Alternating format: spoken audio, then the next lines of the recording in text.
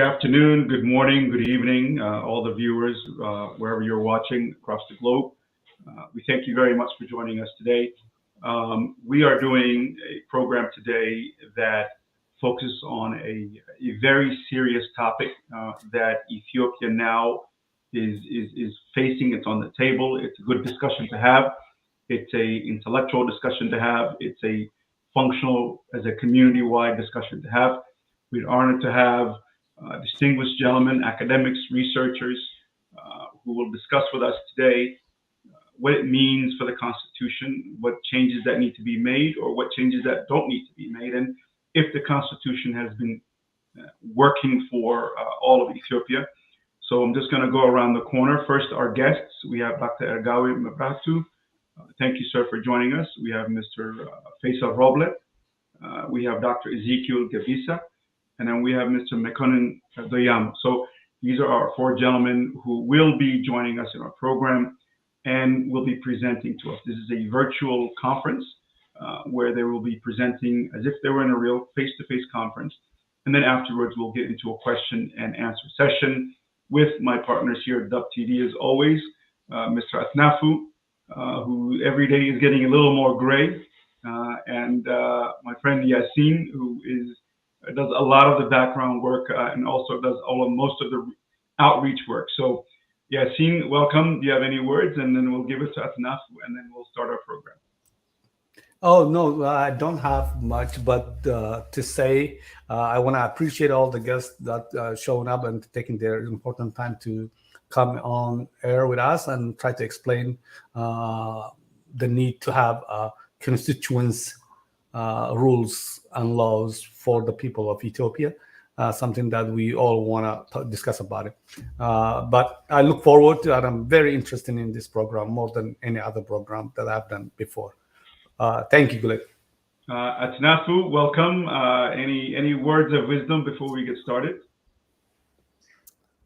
I don't have much to say before we listen to the presentations, but as you gentlemen knows, there is a current report from the Policy Studies Institute,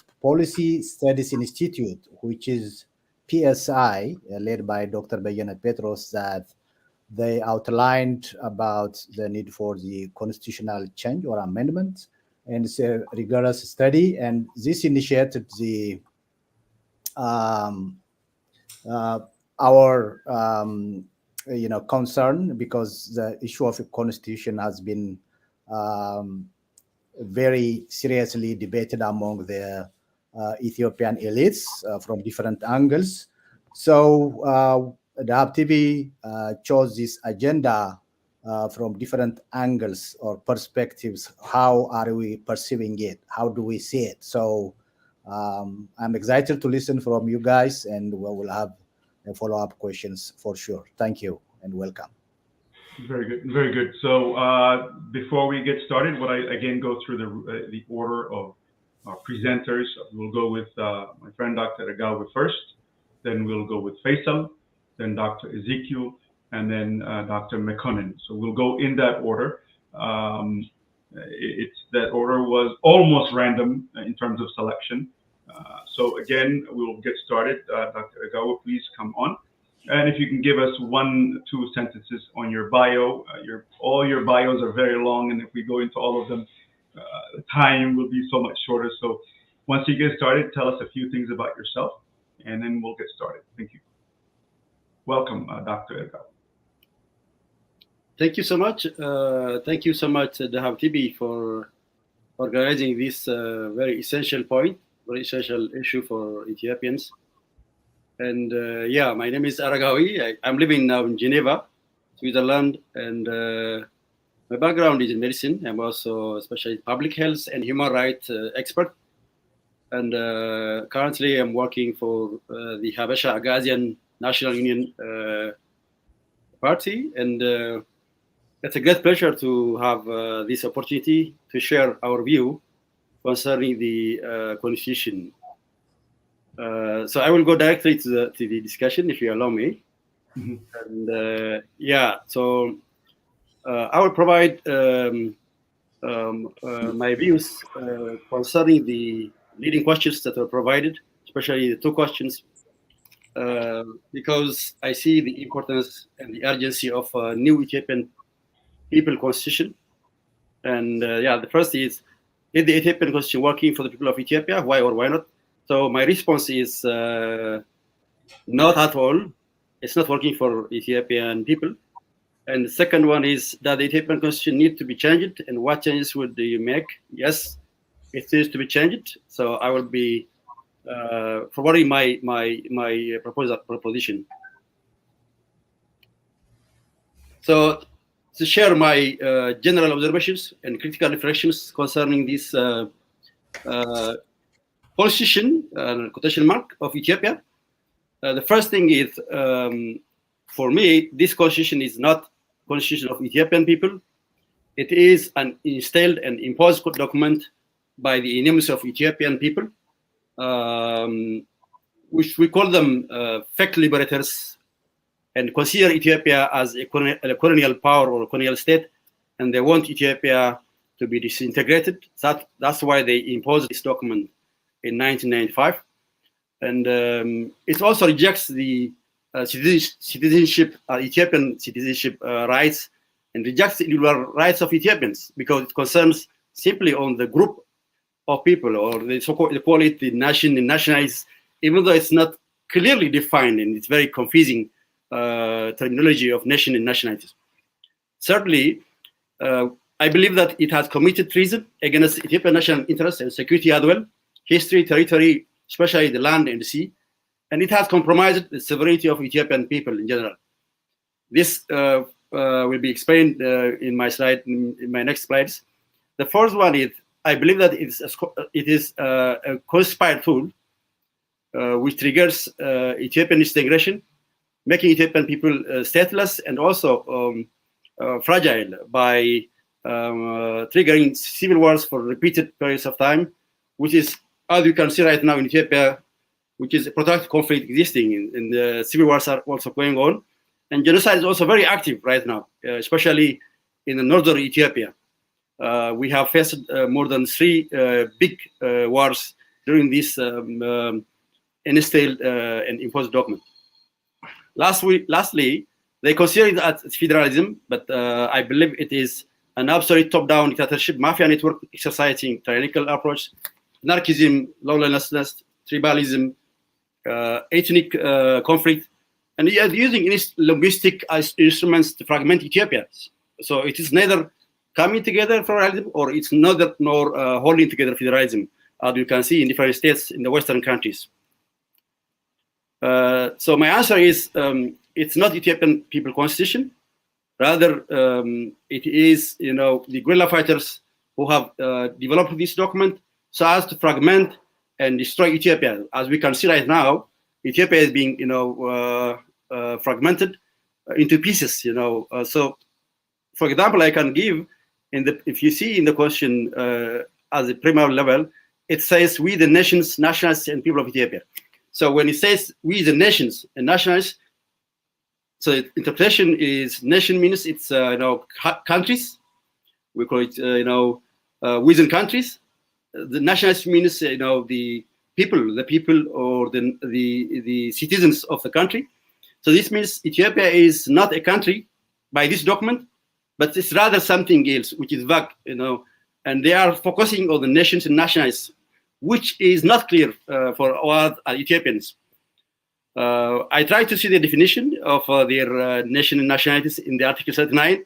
So they are saying that nation and nationality means it's purposely designed for this document, but which is not clear, as we can see in practice in the other words of the country. So my question is, why do we need different countries or different nations in one nation? Why do we say, Ethiopians? Why don't we say we Ethiopians or we the people of Ethiopia, rather than saying nations, nationalists, which is completely vague document and not well defined the terminology. The other example is, if you see Article 93, declaration of state of emergency. Now, what they are saying is this constitution, it has a right, the ministry especially in power, they have the right during emergency to suspend the main principle of fundamental rights, human rights in the document, but they cannot suspend the idea of splitting, secession, or fragmenting the Ethiopia into different countries. So this is very strange for me as Ethiopian, why they are intentionally determined to have these articles even in the period of emergency. The other example is Article 47. They say that there are 9 member states of the Federal Democratic Republic. Even they don't name Ethiopia. It doesn't have Ethiopia at all. 9 members of states of Federal Democratic Republic. Republic of what? Even they don't want to mention Ethiopia, our country. So here again, they are saying 9 member states, which is again very provocative and irresponsible to divide a country into 9 member states, like what we can see in the United Nations member states. So in the Article 2 especially, they are saying nationalities and peoples within the states enumerated in Article 1 of this article have the right to establish at any time their own states. This is very strange to see it as Ethiopian. What does it mean? Why they are looking to establish other states while Ethiopia is a state by itself? And why they are dismissing the sovereignty of Ethiopia by declaring 9 federation member states, like we see member states of the United Nations. So this is a very strange document, and it's very it's very clear that it is the enemy of Ethiopia and Ethiopian people sovereignty. If you can see Article 8, sovereignty of the people, again, it's not talking about the sovereignty of the Ethiopian people. Even in practice, it is the parties in power who have the supreme power, who have the sovereignty to do everything what they want. There is no accountability for them. Even they don't have a term in power to stay in power, but the people have no say. So so it's rejecting again the people's sovereignty. And Article 39, as you know, it's focused for secession of the creation of different countries, fragmenting Ethiopia into different pieces, and also it has committed lots of treasons against the national security of Ethiopia, making it landlocked, and also insignificant geostrategically by making landlocked Ethiopia and fragmented Ethiopia. Last thing is, because of the time, I will be going fast. So if you see the spectrum, especially in the development of spiral dynamics, we could see that we are lagging behind while other countries are, moving in the green part. But here we are in the purple and red part, in tyranny, and also in ethnocentric, which is moving backward as a nation, even though we were an ancient state. Even we are now in the survival stage of the spiral dynamics, because we even don't have any institutions. So that's a very critical time for us as Ethiopians. So even the question of Ethiopia, for example, capital city of Addis Ababa, they are saying that it's a capital of the federal state. It's not the capital of Ethiopians, and it is not having self-government. Addis Ababa people, they don't have representation of self-government. It's either by TPLF or either by the PP or governments who are leading Addis Ababa, which is creating fraud. So let me finish because time up. Thank you so much. Go ahead, conclude your finishing thoughts. Yeah. So the thing is, we need to be very active and fast to save our country, and we need a solution now, a new constitution, especially being proposed by the ISA, for example, like Mokunen, Doyamo. They are proposing a new constitution. So this new constitution, I have read it well, and I see it's a better constitution. So I will be for referendum for that. So there are also different mechanisms of the UN mechanism and other international governments, European Unions, and others can help us, like what they did for other countries like Ghana and Kenya in different places. Thank you so much. No, very good. Thank you. Just and I appreciate that. And we're doing okay on time, but we'll try to be a little bit tighter. I guess to summarize, essentially what you're saying is right at the beginning in the preamble in the Constitution, it starts with we, nations and nationalities, and on down from that point on, it creates a separateness within the Constitution, essentially fragmenting the country, fragmenting the people, and it says that there are separate entities. So I think that's a very good sort of summation of what you were saying, the perspective that right at the beginning of the Constitution is saying we the people, not saying we the people of Ethiopia, but it's saying we the nations and nationalities. And at that point on, the document itself supports that sort of otherness that you were essentially starting out with. So thank you very much for your perspective, sir. What we'll do is, Mr. Faysal, if you are ready, Dr. Faysal, I will see if we can bring up your slides.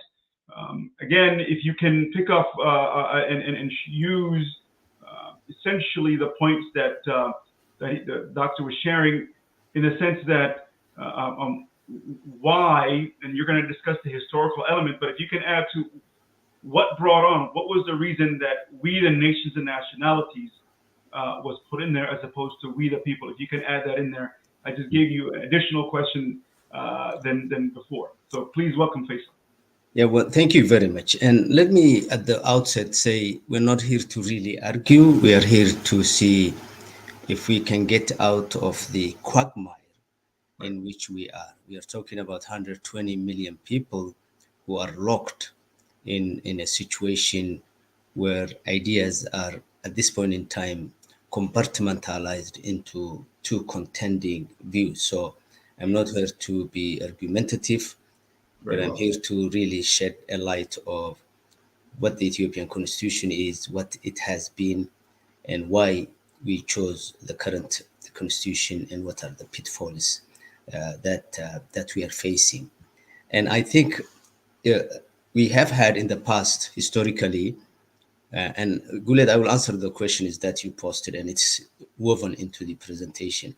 And the first constitutions that were drafted for Ethiopia were given as gifts to the people of Ethiopia by the imperial court, 1930s, and then 1950, 54, I think 55.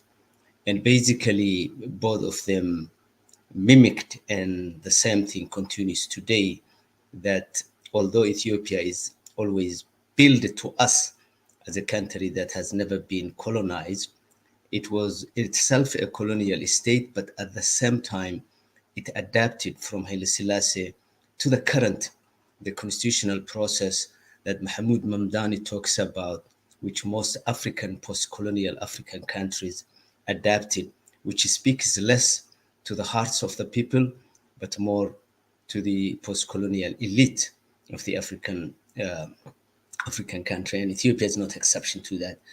And the third constitution we had is the 1994 promulgated and sponsored by EPRDF, which my colleague opened a very critical assessment against it.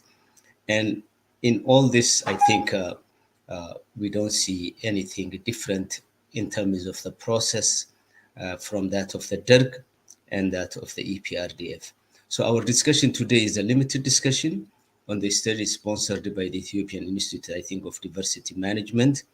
The overarching question to lead the discussion really is not really play with terminologies, but how much the current constitution is palatable to all, not to those who say we oppose, not to those who say we like, but how much of this constitution is agreeable to all of the Ethiopian population so that they can proceed.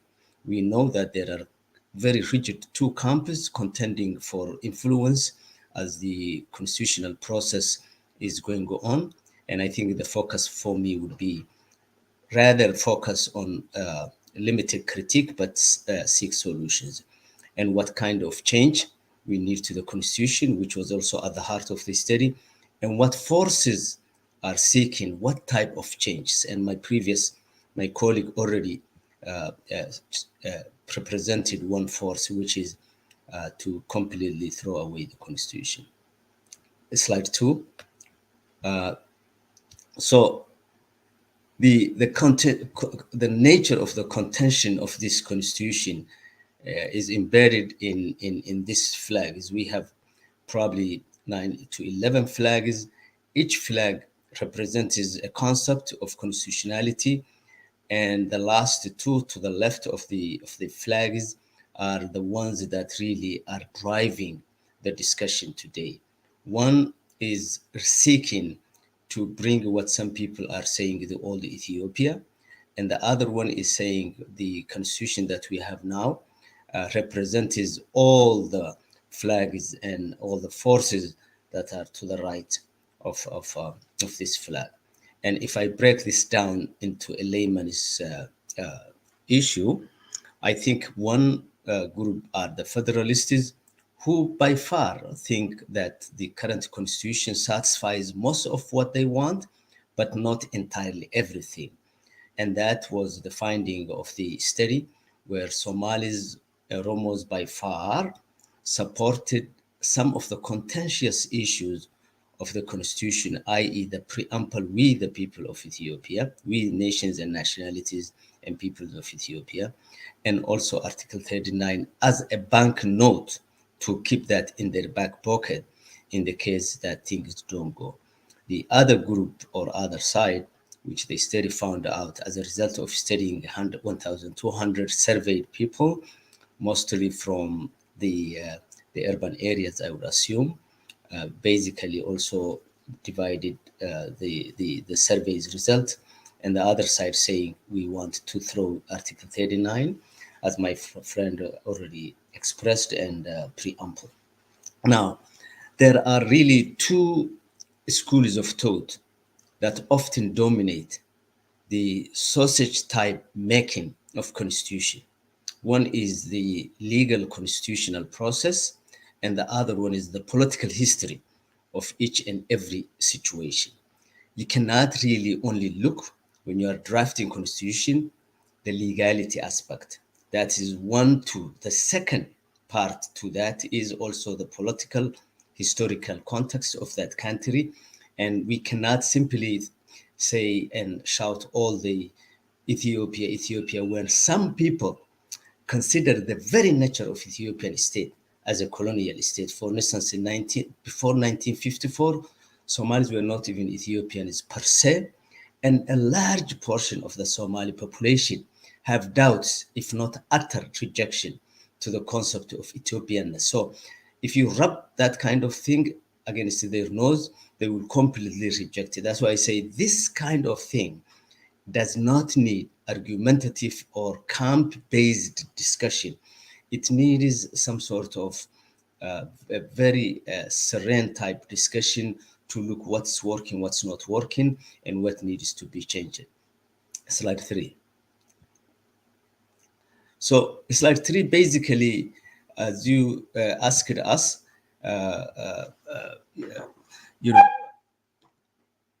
why the current constitution is debated has roots in what has done in the past.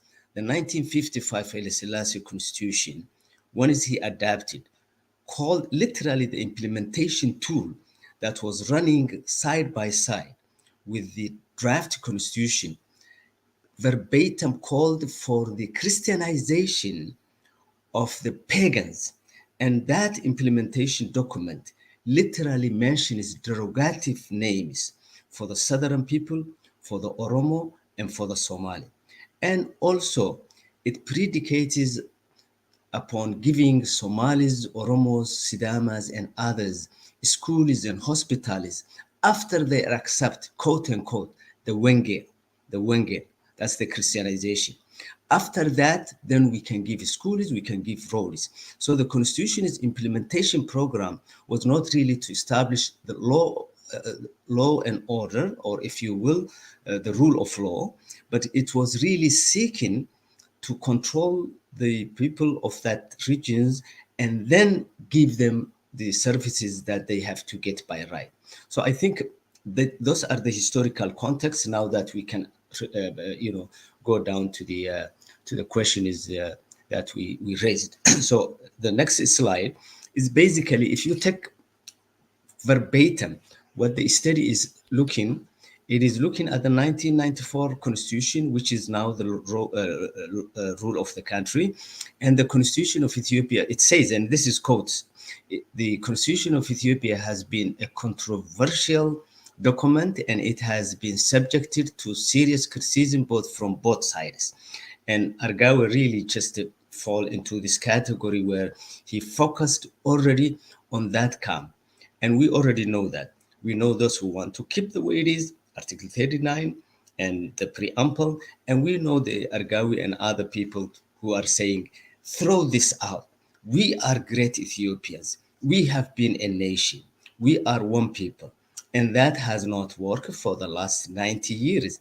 Ethiopia has been in a quagmire of armed struggle from the 1960s up to now. Actually, the change that we are talking about in terms of Ethiopia, the first intellectual or leader who expressed that Ethiopia needs a change was Mengistu Nawai.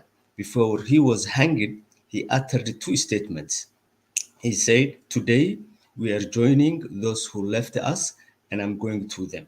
The second thing he uttered was that, but I will tell those who went before me that change has started.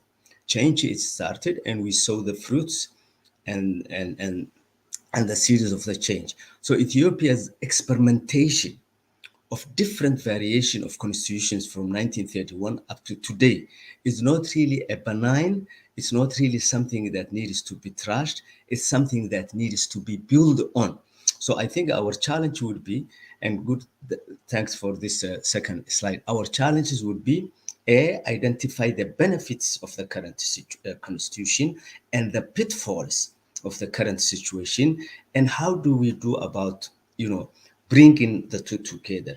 Some of the more numerous groups, whether we like it or not, currently in Ethiopia, and I will spell out Oromo, Somali, and possibly Tigray, since they were not part of this survey, support the issues that my friend critiqued, i.e., we, the people of Ethiopia, nationalities and peoples of Ethiopia under Article. Are you moving or am I moving? No, I moved you. We're short on time. If you can conclude. Okay. We'll come back to, so I'm concluding. We'll have time to touch on the points. Apologies for doing that. But we'll have plenty of time to touch the points. Very good. So as we can argue, Somalis, Oromo, and possibly majority Tigray, and we are just guessing, since at least for the Oromo and the Somali, the survey has shown they overwhelmingly support 39 and the preamble, and Amara region surveyed groups and smaller, and I would advisely use that word, smaller nationality groups also rejected and opted for taking that out. Now, can we really move away from the preamble and Article 39 in a very careless way? If yes, we need to weigh the likelihood of what could happen. A new round of armed struggle starting from the National Liberation Front, OLF, Sidama Liberation Front, Afar Liberation Front, should at least be, if I don't say they will happen, should at least be expected as a possibility that to happen. Now, what can we do for the Aregawi and those people who have developed allergic type to the ample and Article 39? I think there are ways to fix without throwing the good thing, without throwing the good things that are embedded in the current constitution. This is not fair. You just cooked me the timing, but now you are giving him more than 6 minutes. This is not fair. Okay, very good. So we'll move on. I just cut some of the slides, and now you are just continuing giving him this. This is not fair. I will come back. I think you'll have plenty of time. Apologies for that. I gave him more than 6 minutes more than, this is not fair. You need to be fair. Otherwise. I apologize. I didn't want to cut in, but we'll do that. At this point, thank you very much, gentlemen, for that. This is becoming a very sorry. Yeah. You need to, because as far as concerned, he did tell us to verify, to see the chat, private chat, and then we can be on time. Otherwise, if you give for other people, brothers, more than 6 minutes, that means you are giving double, Actually, No, sorry, that I is didn't see my oversight chat. on my part. I didn't That is see an my chat. oversight. Yeah, Yeah, that's a this great is- idea. That's a on great my idea. part. Thank you for the reminder. That's an oversight on my part. Apologies indeed. I'd like to at this point ask Dr. Ezekiel if he's ready to come on. And what we'll do, since he doesn't have a presentation, I will just simply, if we can continue like this, will be fine. So Dr. Ezekiel, we don't have your notes, and I will do a better job of time keep. I will adjust everyone's time by an extra 2 minutes. And Dr. Aregawi, I'll give you 2 minutes at the end as well, a little extra, so we'll even it all out. But thank you for keeping me honest. Dr. Ezekiel, welcome, please. Thank you so much. I don't have a slide prepared because I just decided to join you last night. So I have my own notes I probably submitted afterwards. Yeah, so if I can quickly say that we did have two gentlemen that were scheduled to come on, but for different reasons they were not. Dr. Tsegaye Ararrsa and Engineer Mululgeta Zelekke. They were not able to come on, and so we were glad to have Dr. Ezekiel to jump in and help us fill the gap. This is a wealth of expertise within the Ethiopian community. So it was, in a way, it's a gift of riches or a curse of riches that we were able to say we couldn't get one expert, but we were able to find another one. So I thank you all again for making the time.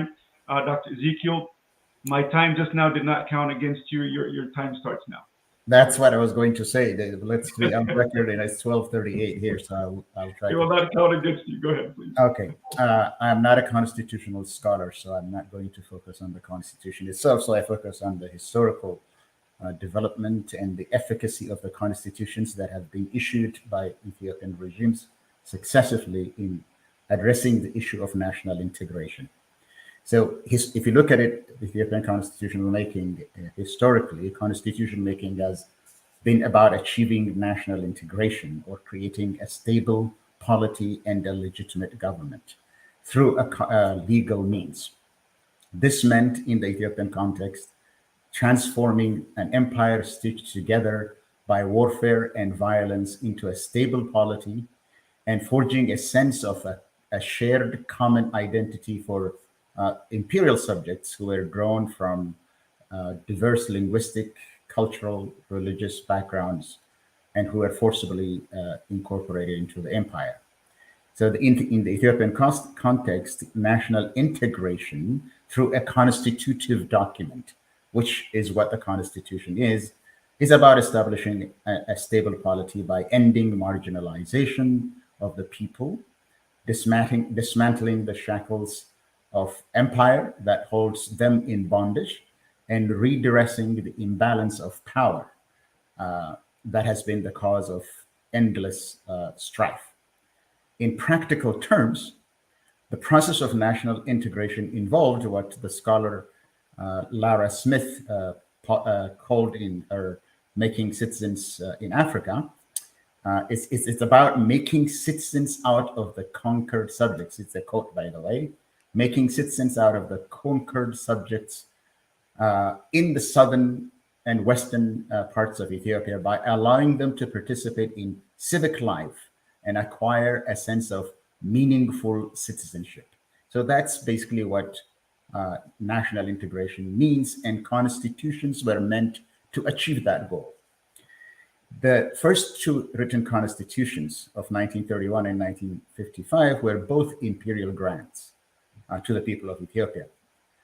Their goal was both to organize the polity as a unitary state with a centralized power, with no recognition of the ethno-linguistic groups that constitute the demographic whole of the Ethiopian polity. This experiment, the two experiments, resulted in a rebellious rise of the periphery, the imperial subjects who were seeking to become citizens and who sought to end their marginalization, their exploitation, and their peripheralization. So basically, this ended in the rebellion of the excluded. So these two constitutions did not achieve the goal of being a constitutive document to achieve a stable polity and citizens of a state. In the 1960s, the context for constitution making was changed. Ethiopian university students reframed the cause of the rise of the periphery, which is the demand of imperial subjects to become citizens of a state, as the nationalities question. And this engendered a debate. And on one side of the debate was determining that the majority of Ethiopia's nationalities were not full citizens, had not become full citizens. So they advocated severing sentimental attachments to the Ethiopian state and rendering support for the struggle of the marginalized people of the country to determine their own fate. Dissenters, cognizant of what they called the danger of Leninist self-determination, they proposed Ethiopianism as a renovated nationalism and defined Ethiopia as an integrated unit of free and equal citizens. So those are the two positions for constitution making in the period after 1968. These two positions eventually coalesced into two ideological camps. The first is the ethno-nationalists, who favored the principle of self-determination up to and including secession as the solution for the nationalities question, and the state that recognized the right of self-rule, an unencumbered expression of cultural identity in the nationalities as a group.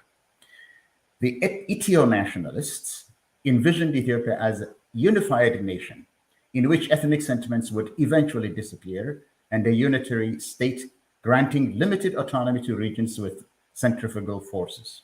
These two positions issued one after the other their own constitution. The first one was the Derg Constitution, which was issued in 1987, regarding the approach to national integration or making imperial subject citizens. The 1987 Constitution of the People's Democratic Republic of Ethiopia declared Ethiopia as a unitary state, one that ensures the equality of nations, allows limited regional autonomy, and strengthens the unity of the working people of all nationalities. So it envisioned basically all nationalities as working people, or eventually becoming a universalist citizens of the world. That was the vision of the 1987 Constitution. It envisioned self-governing autonomous regions that would be established in areas where there were the rise of the periphery. Cultural pluralism and autonomy was recognized as a right, but not as a right for political determination of nationalities that are entitled to exercise that right within Ethiopia. The drafters of that constitution omitted a key phrase, which says up to and including secession, to make sure that demands for self-determination were not even a possibility in Ethiopia. The ultimate goal of this constitution was to allow nationalist identities to flourish, but to emancipate these nationalist groups or the Ethiopian people in general from the attachment to national and class affiliations and espouse a universalist vision or a globalist vision of proletarian solidarity.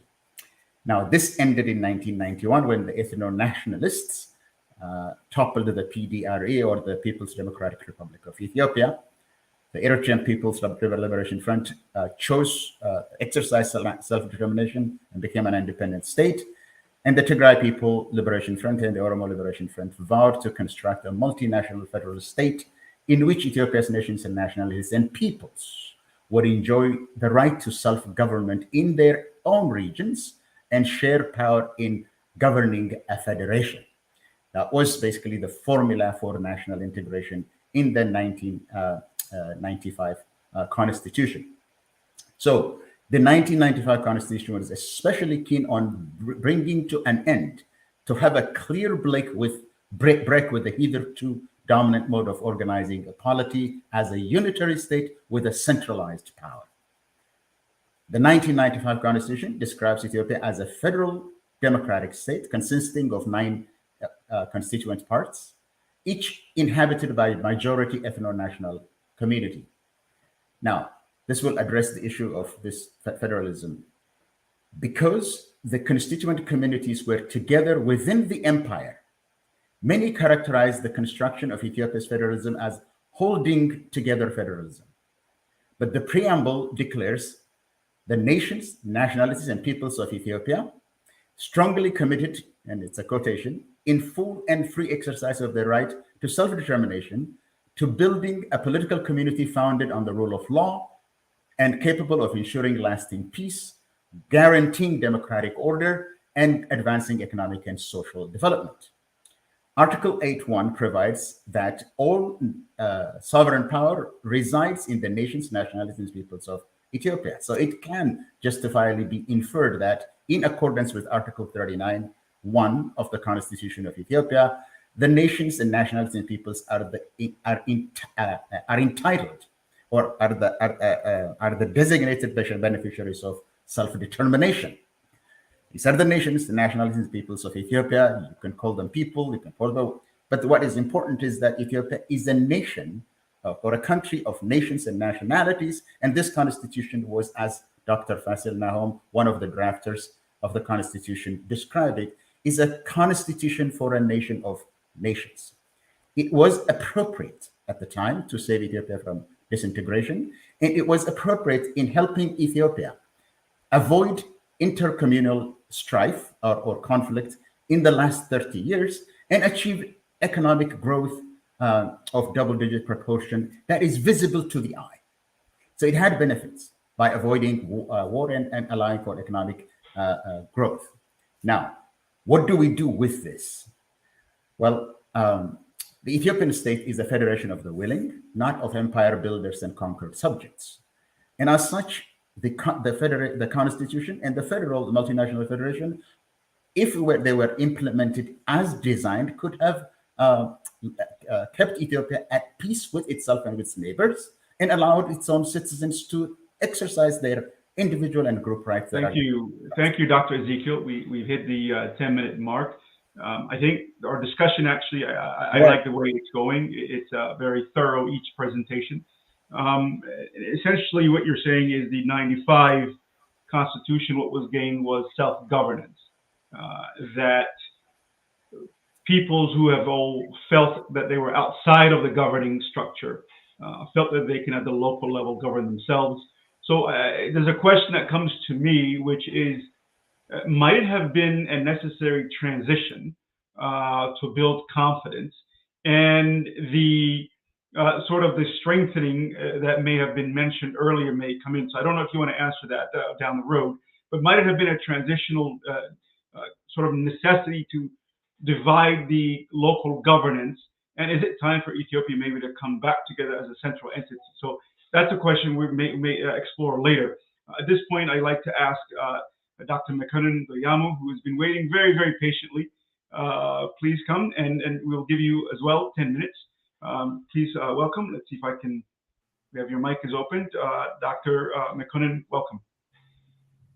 Thank you for having me at this moment. Very important time, and this is a good topic to tell for Ethiopian people the truth and the factual thing, what's going on, what was happened for almost 3 decades for Ethiopia upon Ethiopian people. So, constitution is a fundamental thing for human being because in 21st century we live in the era of constitution. The government cannot lead the country. The government cannot govern the country.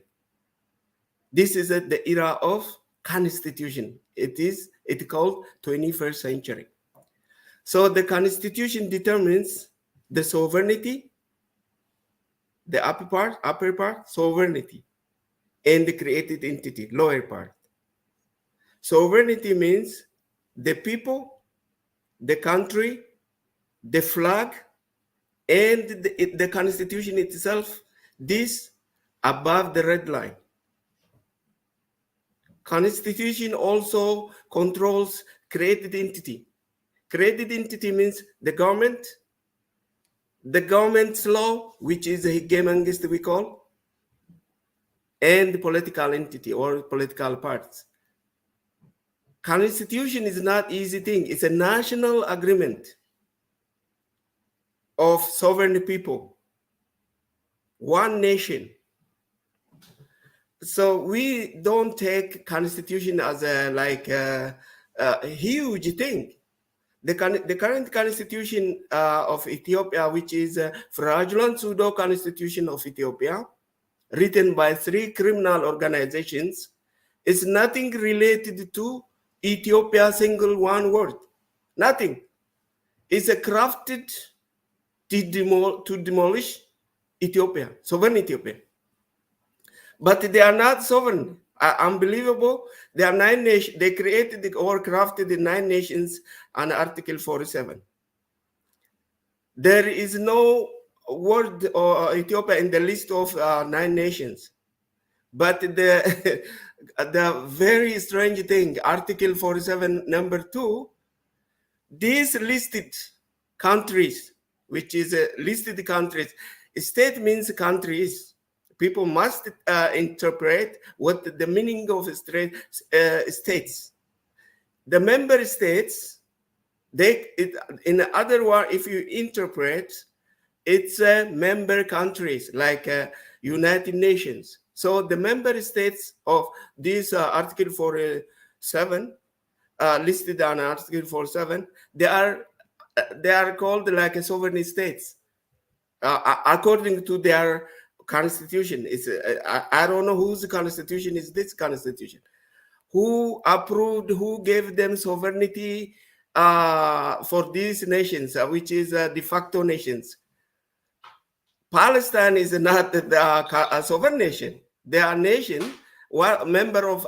They are not member of United Nations, but Palestine is a de facto nation. A strange thing. 9 nations or member states of Ethiopia, member states of Ethiopia federations.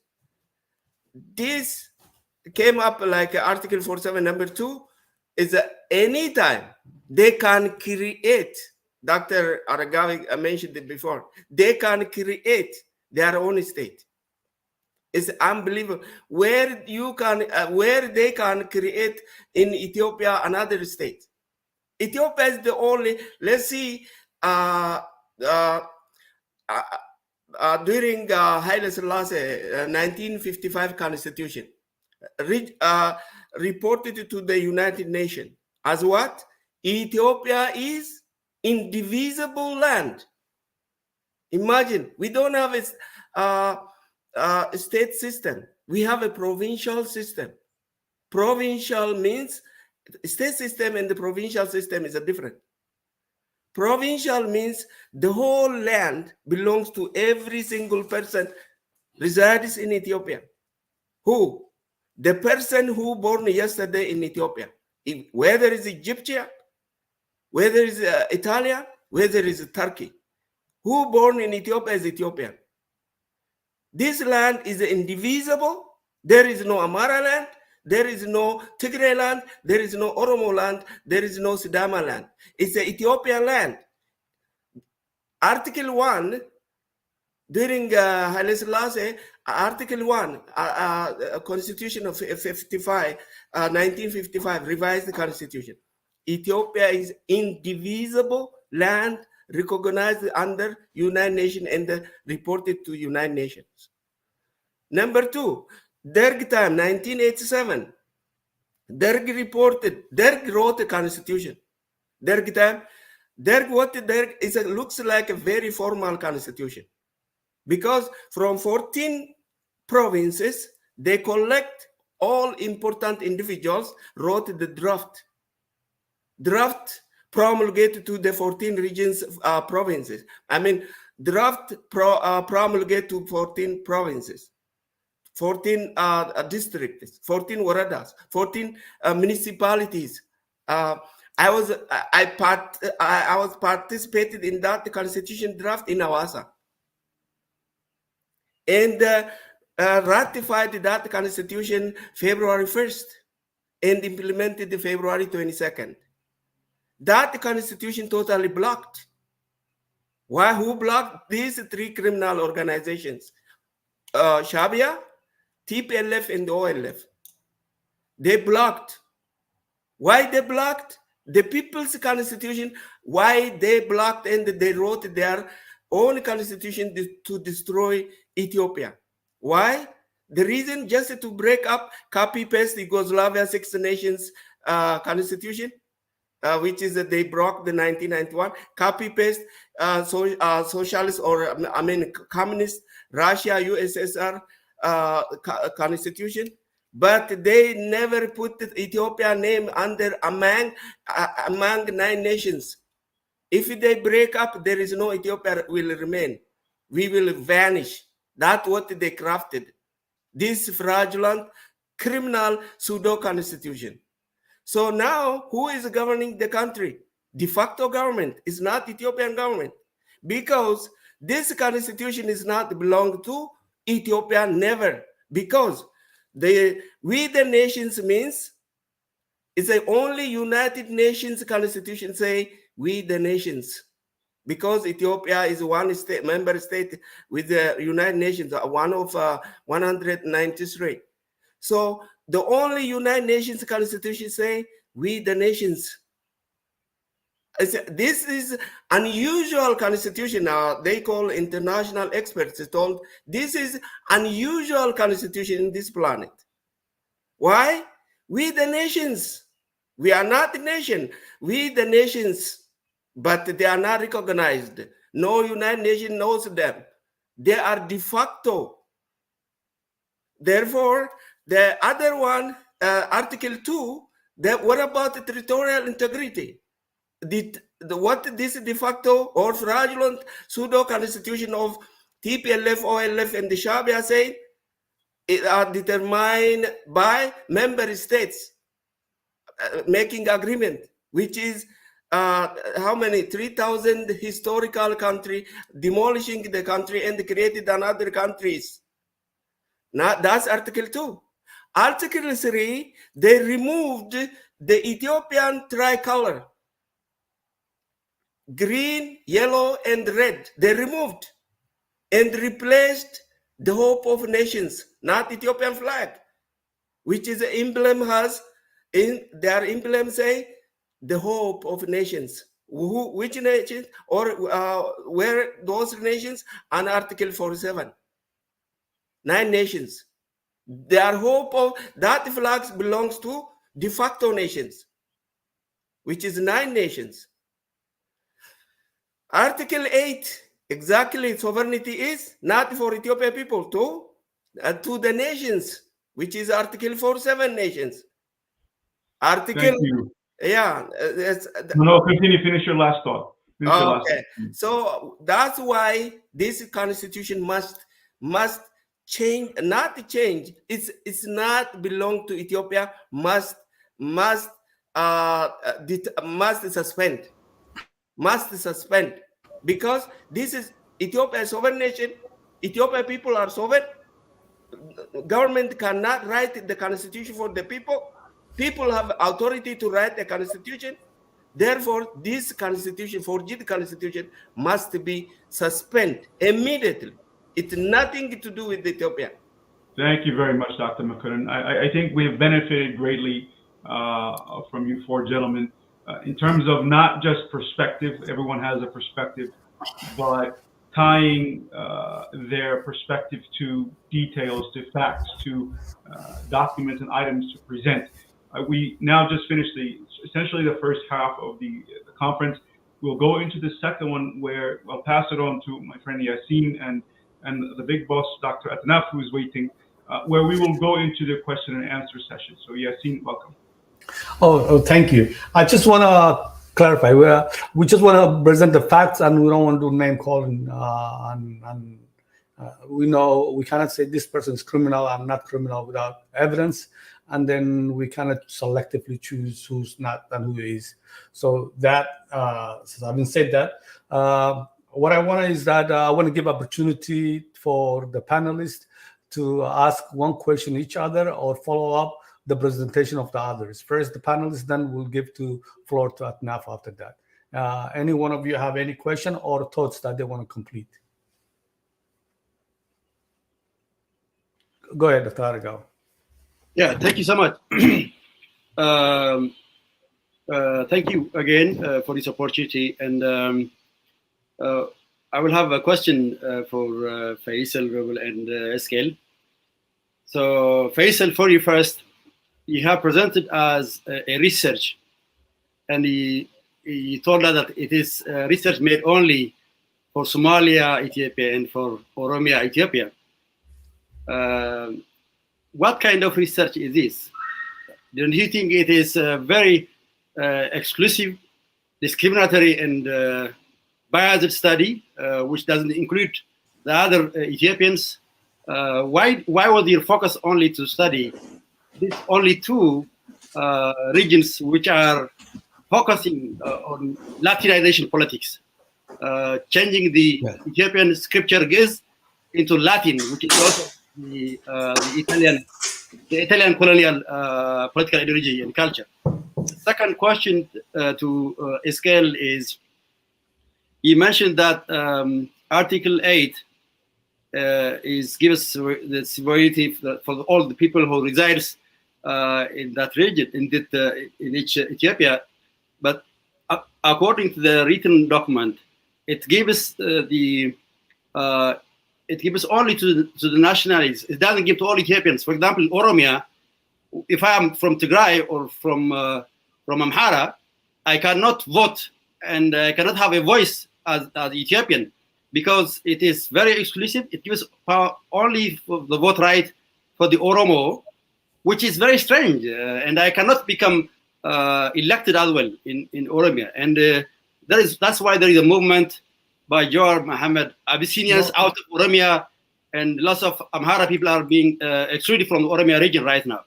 Okay, Dr. Aregawi, thank you. Just ask the question, then let them answer. Faysal, go first.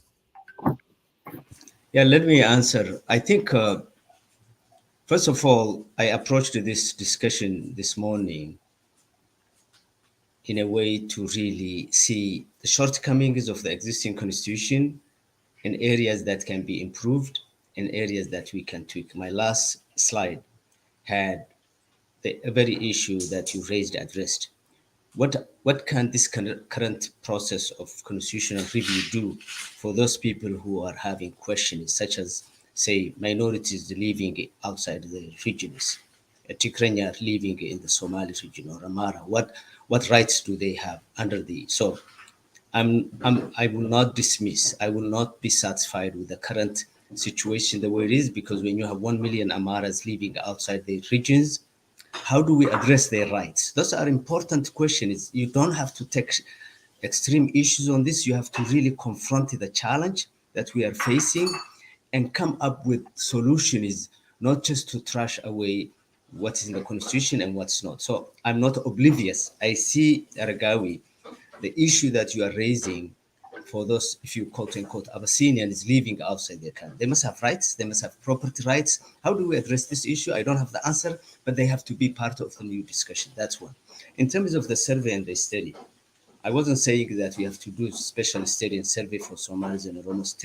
I was referring to the study that we are given by DhabTV to look at, which was the survey done in Ethiopia by the institute that studied 1,200 people surveyed, and they found results that I mentioned. Somalis and Oromos overwhelmingly said, don't touch Article 39 in the preamble.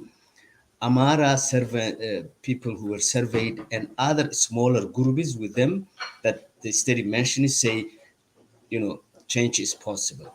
My approach is I don't think this constitution is perfect. I think it just that we are focusing on the contentious issues, but it has not given democratic rights at the local level. I mean, if you look at the EPRDF, they empowered elite groups as much as Haile Selassie and my friend was mentioning, just you picked elite to represent the people. In Haile Selassie time, in Dergi time, as he mentioned, in EPRDF time, and right now, my own town, Jigjiga, is said to have belonged to one tribe. It is almost close to 400,000 residents living in that city. The city I was born, the subdivision of that land is my mother's land. but I'm told that I'm a second citizen. So I do see the pitfalls of the current constitution. Do we have answers to correct? Those are the areas we need to focus in. Instead of saying throw this out, throw that out. Challenges are there, but we are searching for answers without bringing OLF, ONLF, FAR groups, TPLF into another round of conflict and war. That's what I like to avoid. Thank you. Okay. All right, Dr. Tsegaye. What I said was, I mean, reviewed the historical development to address issues in Ethiopia, and that's basically what I did, and analyzed the 1991 constitution in light of addressing the challenge of nation building or state building in Ethiopia. And that's under that context that I spoke about sovereignty. Sovereignty, I think when people say who gave them the sovereign power, do you not know? Do you not understand that the history of the world in the last 200 years is about who should exercise power? And that the concept of popular sovereignty is that power, ultimate power, should reside in the people, nowhere else. That's what sovereign power simply means. It has nothing to do with the United Nations. Absolutely nothing to do with the United Nations about sovereign authority, who should exercise that in a country. Maybe it has some international law implications. It's about who exercises ultimate authority. My view is the 1991 Constitution takes sovereignty away from oligarchs and gives it to the people. You can debate whether it had actually done that or not. We can debate that. We can have a debate about that. But the idea is to take power away from oligarchs and conquistadors and give it to the people. And that's what I think is it had done. But we can debate on the constitutional effectiveness, efficacy of it. But that who gave them, these are just platitudes and slogans. And I'm not here to debate those slogans and platitudes. That's not what we should do. So Article 8 states clearly, all sovereign power resides in the nations, nationalities, and peoples of Ethiopia. We can debate the language, so we can just simply say the people of Ethiopia and shouldn't say nations, nationalities, and peoples. We can debate that. I don't think it's a debatable issue, but we can. But to say all sovereign power resides in the people of Ethiopia, what is the debate about that? What are we really debating about that? Ultimate power should be the power of the people. Okay. So that's what the Article 8 says. Now, whether the shared co-sovereign power between the nations and their states, because these are national regional states that belong to nations, you can run. I mean, in Oromia, if you're not an Oromo, but you reside in Oromia, you can run. You can run for office. Nobody requires that you should be born there or anything. That you can do that if you're a resident of Ethiopia. Why that would be an issue, I don't understand. How you want to run is another matter. But the right is not breachable. That any resident could run.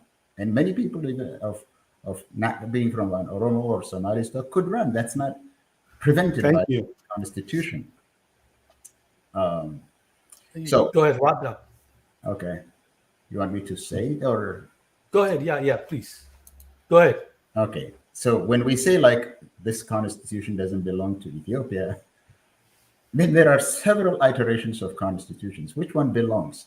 The one that the sovereign, Haile Selassie, gave to his people, that is a constitution of Ethiopia, and one that is adopted by the Constituent Assembly and had discussion at all levels of society is not.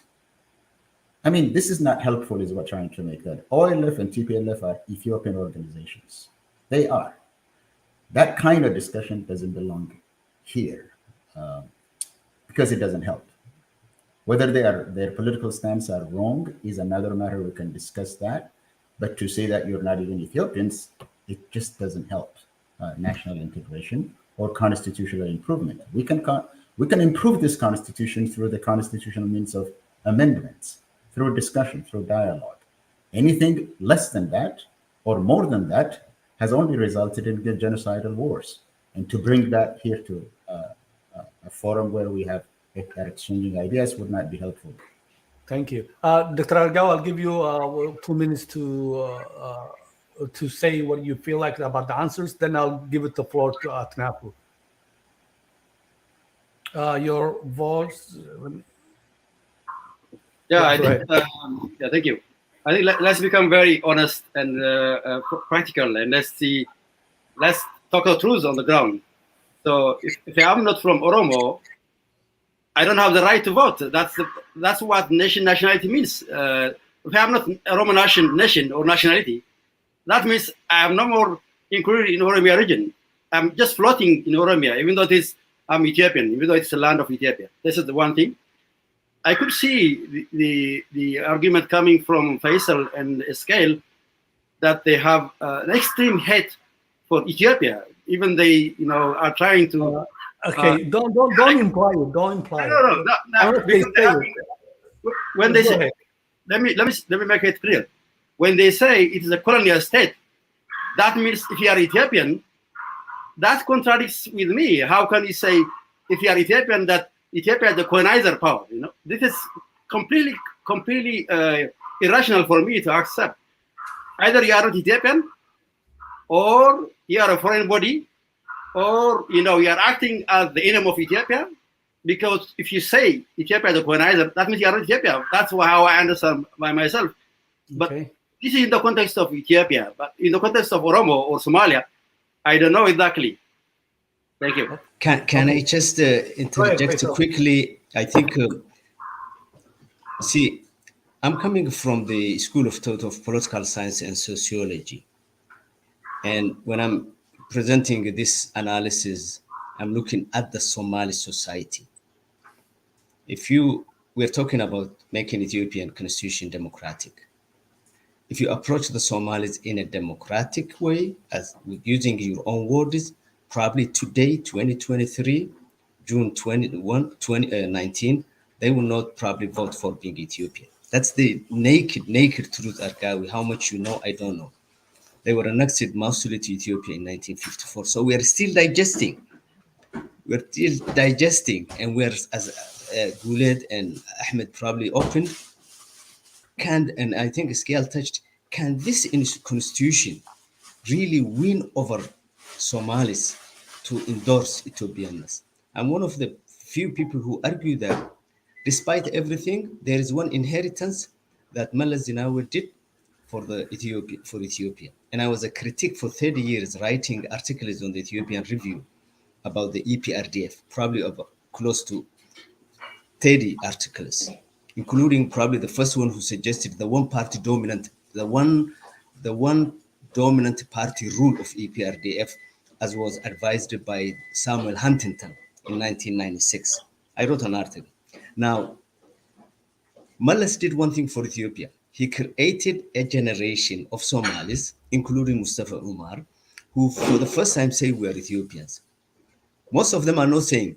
Then with Abiy, despite all his problems, he pushed the inch forward and finally had a number of Somalis who are saying we are Ethiopians, but the majority are still outside.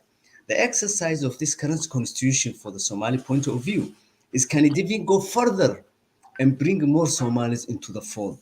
That's why I'm saying there are embedded values in this constitution to build on, and there are pitfalls, particularly coming from groups that we just mentioned who are not satisfied with Article 39. By the way, I agree with the scales. Amara can vote in the Somali, they can run. Actually, 90%, if not more, of the federal offices in the Somali region are managed by non-Somalis.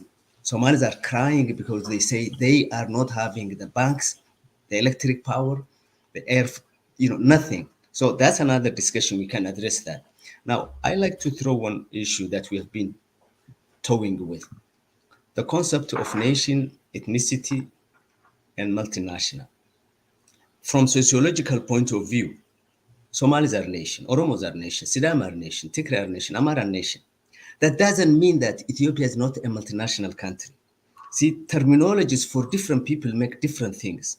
For political scientists and sociologists, The nation can be small, it can also be big. When we say people of Ethiopia, nation, nationality, that doesn't mean Ethiopia ceases to exist as a nation or as a country. It is registered, as McConnell was saying, throughout the world. Nobody's negating that. What we are saying is there a formula? And I'm not married to one single formula. Is there a formula to really create more Somalis, more Oromos who exercise their right, more Sidama, Amhara? And I completely see the fear of the Amhara in the current situation. And this exercise was supposed to be, how can the satisfied Oromo and Somali with Article 39 be reconciled with the, say, Amhara who has been feeling a bit uneasy in the last 27 years? That should have been our discussion instead of really getting boggled into. So I want to ask both you and Makonnen, what does the terminologies nation and ethnic mean to you?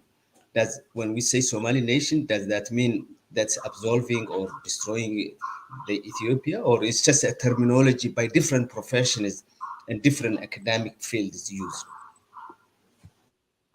Okay, the corner. Okay, go ahead. Okay, thank you. First of all, a nation means it's an international word. America is one nation under God. 193 countries, they are nations. Yes, they are nations. They are not nation. Those are sovereign states. 193 registered under United Nations, they are sovereign states. Also, they are considered as one nation, each of them. That's the meaning. I'm talking about what my brother Professor Ezekiel said. Nothing to do with the United Nations. I wish if you read those why United Nations established the fourth branch, ICCPR, International Covenant on Civil and Political Rights Department. That is the part of Constitution controlling the 193 nations Constitution each year. Ethiopia, they report every single year to the United Nations if the Ethiopian people changed the Constitution or not. One time I found they delayed almost 4 years, then they are almost getting punished. So ICCPR is established by United Nations according to Universal Declaration of Human Rights. One is Constitution, 1966. Then they improved, they revised and improved 1976. Ethiopia is a member of ICCPR. Ratified, Ethiopia was ratified or membership of ICCPR 1993, June 11. That's a covenant. It's not resolution.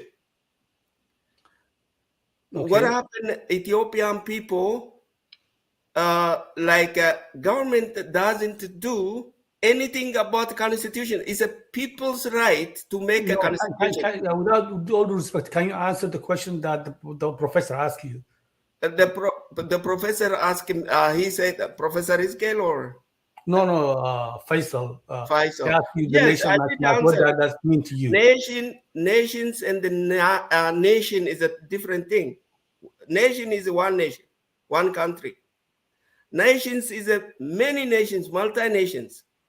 There is no multi-nations in Ethiopia. Ethiopia is one nation. Ethiopia is one state. There is no multi-states in Ethiopia. This is according to international law. So because Ethiopia is a sovereign nation, there is no domestic boundary in the sovereign nation. You can live in Harar, you can live in Tigray, you can live whether Hawassa, that's your land. Because you are sovereign, because of Ethiopia. Ethiopia is registered as sovereign 1923.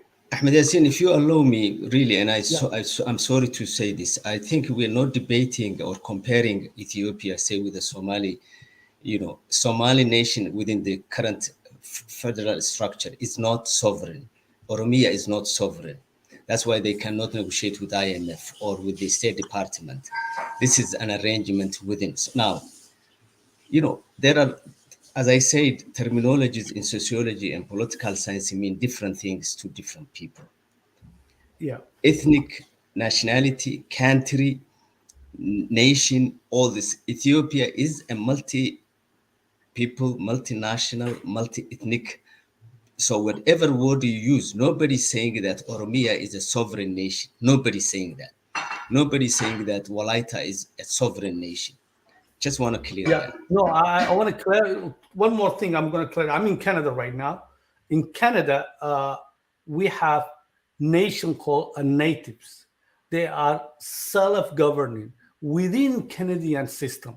So there could be, and they're not sovereign state. So having said that, I want to give Dr. Tsegaye and then Aregawi. Just a couple of issues. I think we're confusing or jumbling up two concepts together. Sovereignty and sovereign state are not in exactly the same things. Sovereignty is ultimate power, and that's what I was saying. In sovereignty, the exercise within a territory in Ethiopia is shared between the federal government and the state government. Now, sovereign state is another matter. That predates the United Nations. The issue of sovereign state goes to the Peace of Westphalia in 1648. So it has nothing to do with the United Nations. And when you say ICCPR, the International Covenant on Civil and Political Rights, what does that have to do with the Constitution, with sovereign states? The concept goes back a long time. And the idea of sovereignty or popular sovereignty goes back to the French Revolution. So these are two different states. They're related, but they're not the same. So we're confusing and jumbling up concepts together here. I think. Okay. Go. If you give me a chance. Yeah. What happened here? Okay. I think I was next. It looks like only I'm in the program here. What happened to everyone else? Okay. I didn't do this on purpose. We have technical issues, I suppose. So those of us that are watching, give us a moment. We'll try to fix it. There you go. There you go. Okay. So in the context of, for my context, for example, because I am from Tigray, Faysal was saying Somalia nation and Tigray nation. So for my case, for example, in Tigray has never been a nation. It has never been a nation, but TPLF, as you know, it copied the manifesto of the Italian regime, especially copied from the Eritrean Liberation Front, especially few people from Adwa that have been fighting against our patriots during the Adwa on side of the Italian regime. So that's why they started to say Ethiopia is the colonizer power, but the Tigray people, which is currently called Tigray people, they never said Ethiopia is the colonizer. So TPLF designed this program simply because I'm sorry we passed that argument because I give you a chance to because Faysal was asking Somalia nation, Tigray nation. So I'm trying to answer his question. Because Somalia maybe, I don't know, maybe it has been a nation, it has been a country, but for the case of Tigray, it has never been a nation, and that's why I'm trying to defend, because this is wrong this is wrong. So in Tigray, we have been Ethiopians, and we have never been outside Ethiopia in our history. So we never believe that Ethiopia is a colonizer, but it is our nation. And we have defended Ethiopia for centuries from foreign invaders. So to conclude my point on this, I could see there is some kind of historical background with Oromo and with Faysal and also with TPLF saying that Ethiopia is a colonizer. But if you see the reality, even in the Dark region, even the Milk regime, the Haile Selassie regime, the Oromo have been in power. For example, Haile Selassie, Mengistu Haile Mariam, for example, he is in power. He was the one with Oromo. How can you say that you were, colonized? How could you say you have been colonizer for yourself? Like, for example, Thank you. You will have an able time to answer some questions. Go ahead, I think your volume is mute. I'm not. Yeah. On. Now go ahead, Atnaf. You unmuted me. Okay. On my own. Okay. Yeah, we don't want to hear Amhara voice, so go ahead. It's okay. I'm speaking in English.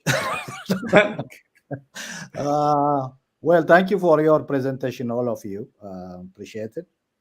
We expect different perspectives and opinions. It's not strange. We know one another. Yeah, we are all in the Ethiopian political sphere. So that's what we want. We want to debate. We didn't expect one line of thought here and even in the future. So such debate has to be continued and is healthy. Also, we have differences. But I have some questions, especially for Mr. Faysal, doctor, or Dr. Faysal? Just say Yeah. Faisal. Okay. Yeah, Dr. Faysal and Dr. Scale, you both emphasized you touched the old Ethiopian constitution starting from 1930, 55, 87, and the current constitution. I understand that 1930s, 1950s were under the monarchy, and those days, those years, and those times where almost all African countries were under colony. And we should be grateful that at least we had some sort of constitution, to my perspective. It may not be perfect. You don't expect perfect constitution, democratic constitution from an aristocratic or absolute monarchy system during that time. But we had at least a constitution. As a country where we survived and were member of the League of Nations, and later were member of the United Nations. But the debate I'm seeing now regarding the Ethiopian constitution, how we see it. Faisal and Dr. Scale mentioned that if we don't constitute ethnic-based federalism, or if we touch it, it's not going to work. There will be a civil war, or there will be some sort of violence, or it's not going to work because it's what their respective ethnic group would like to see. But should constitution be to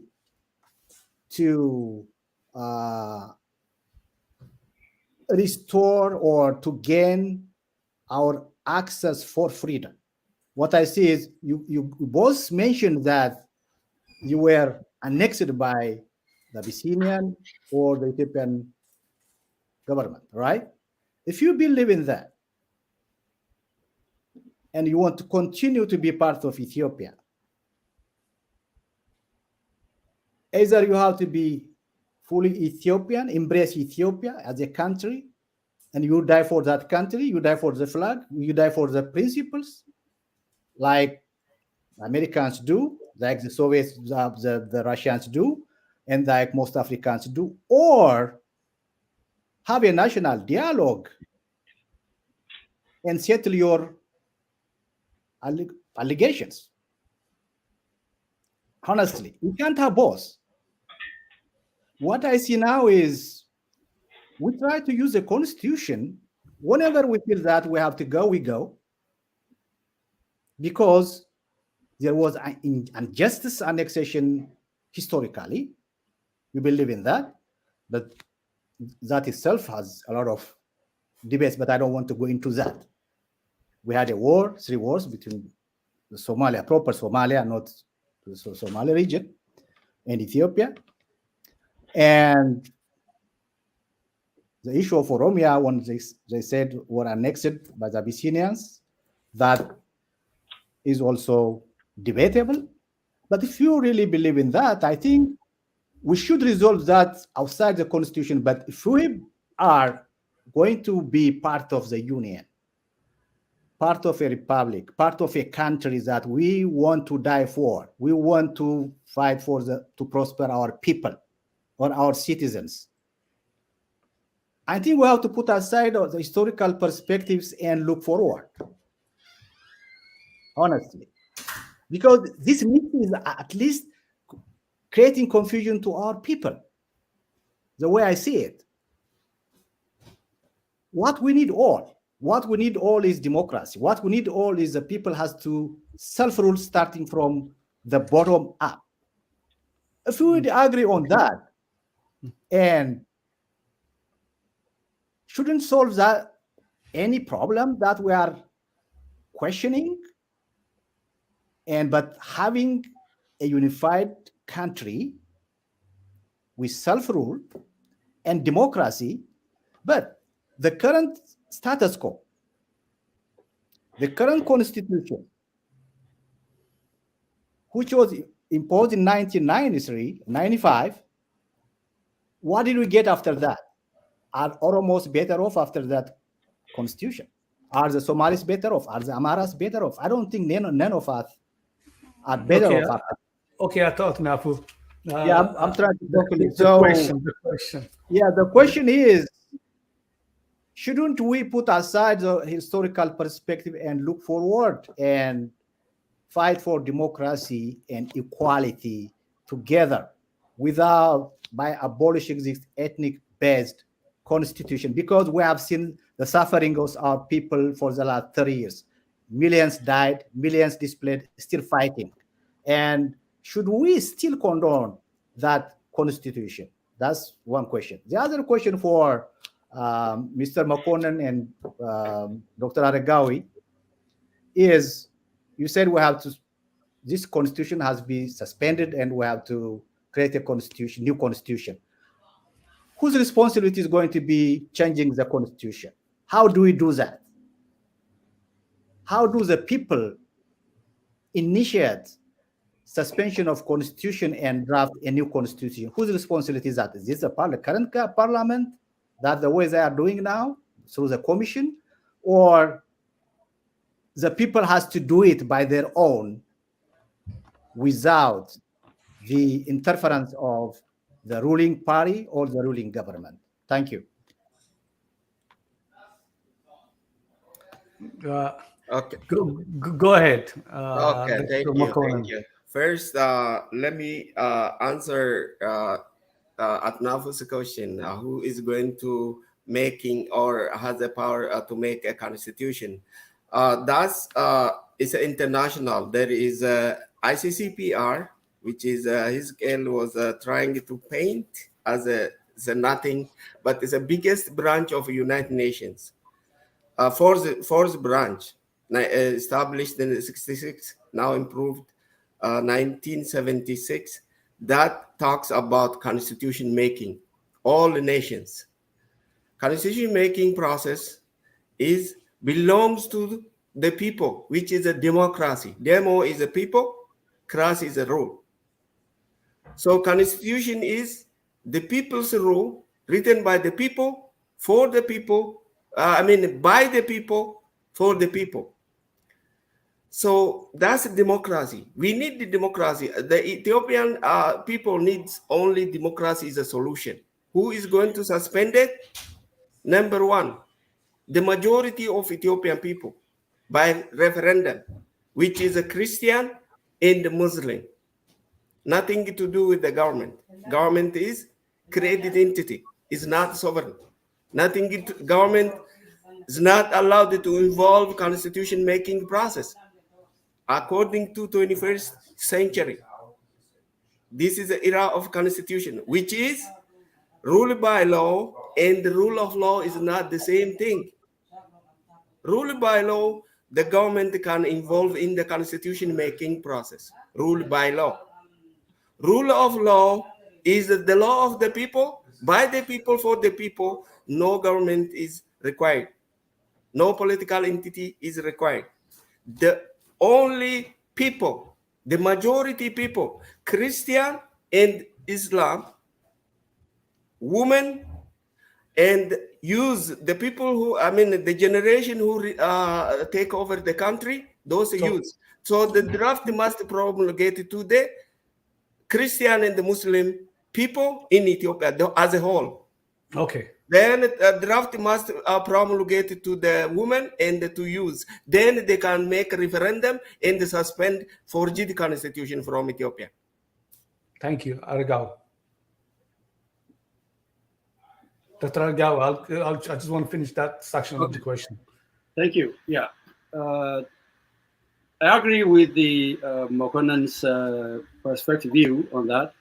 And there is also an experience that happened similar way. For example, if you see the Ghana case and also the Kenya case, it is much more similar to what we are asking right now for the United Nations to take the pressure or the initiative, and then to put the pressure on the governments, so-called governments of Ethiopia, which is one-party government, EPRDF now PP, and then provide sovereign power to the people of Ethiopia and give them the right, which is written clearly in the Covenants of the International Covenant of the United Nations, which is all the people have the right for self-determination. It's all the people. It's not the party or it's not the government which has the rights of determination as it is written in the United Nations.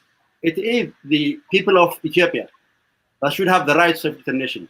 So this right has never been given for Ethiopian people still now, because it was designed by the enemies of Ethiopia, which consider Ethiopia a colony. So the question is, the question that Atnafo asked was, who should be writing this constitution? Yeah, I'm coming to that. Yeah. So when that's simple. Any volunteer or any initiative from Ethiopian citizens who want their country to continue, who want to save their country from fragmentation and disintegration, they can have the initiative.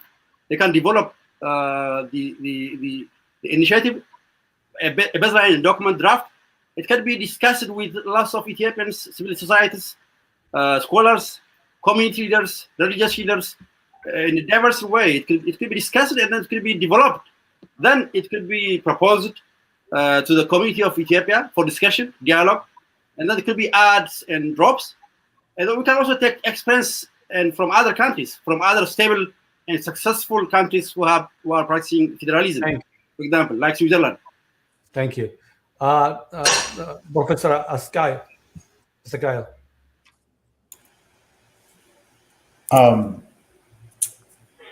First of all, I thought that we would have a discussion about whether this constitution should be reviewed or rewritten or amended. That was the aim. Yeah, but we can't have a discussion where there is no conceptual clarity. We're talking here as if the concept of nation and nation state is the same. We're discussing it as if sovereignty and sovereign states is the same. We're talking here as the concept of belonging to a state and belonging to a nation is the same. I belong to the Oromo nation, and I could at the same time be an Ethiopian citizen. These are two different things. So those are not conceptually clear here. We're really jumbling a lot of things together. These are different concepts, slightly related, but different concepts. But I disagree on the fact that we just respond to Dr. Atnafo, disagree on the facts that the last 30 years or the 27 years under the EPRDF were hell on earth. It's not factually true. I disagree with that. There was violations of rights, violation of democratic and human rights, but there are also so many good things that happened. Did you benefit as an Oromo under the EPRDF? Emphatically, yes. Emphatically, yes. I became, as an Oromo, a proud Oromo in Ethiopia under the EPRDF because of the cultural renaissance that the Oromo nation experienced, because of the linguistic that the Oromo language was what is it called, standardized, that Oromos from different areas were able to talk to each other and be emerged as a nation, as one nation. There are violations in terms of politics, But the fact that the Oromo literature flourished under the EPRDF to an astounding extent, we experienced cultural renaissance to an astounding extent. One example would be the Irrecha, the flowering in the expression of Oromo identity freely under the EPRDF. So the idea that everything was bad under them is not acceptable to me. On the facts, yes, we did. Faysal could speak about the Somali nation, why about that, and now who should write the constitution. I think the question about that is that the country and the assimilation projects under previous constitutions to achieve national unity through assimilation and of cultural identities by flattening all nations and nationalities into one national identity has failed and failed miserably.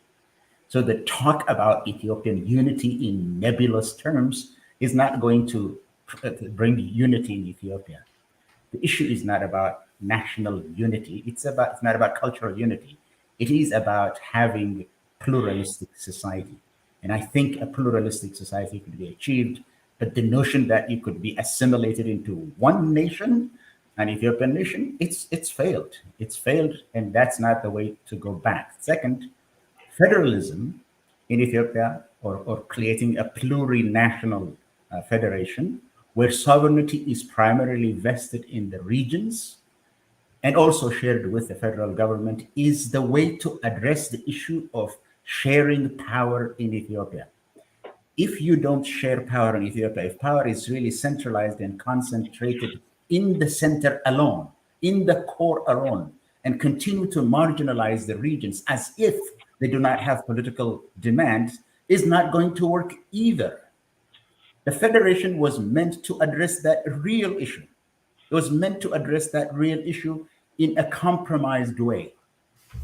Total independence was not good for Ethiopia, and limited autonomy was not sufficient to allay conflict in Ethiopia.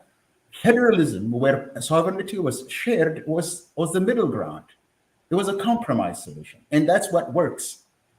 The third is that the problem of all along, concentrating power in the center only on one ethnic group is what has made Ethiopia the goal of national integration elusive.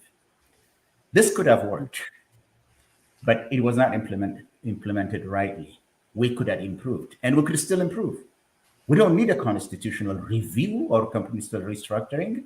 All we need is, and I have a reason for saying that, all we need is to improve through a constitutional method of amendments. We could improve. Because and let me pose this as a question and stop. What part of the Constitution would you throw away? I don't think you're going to throw away the preliminaries. I don't think you're going to throw away Chapter 3, except for Article 39. The rest is almost standard. And someone was actually mentioning the ICCPR over here, the International Covenant of Civil and Political Rights. All of what is enshrined in the International Covenant for the ICCPR, or the International Covenant on Economic and Social Rights, the two covenants that you refer to, Makonnen, now and again, they're all in the Constitution. Why are you for the ICCPR and the International Covenant for Economic and Social Rights, and not for the Constitution in Ethiopia? Because basically this was really copied from those documents. It was basically copied from documents. So okay, I get you, but I want to give Atnafu to take the lead on this. Atnafu, go ahead. Can I have to answer the question? Is that what that's yeah? Okay. Go ahead, Faysal.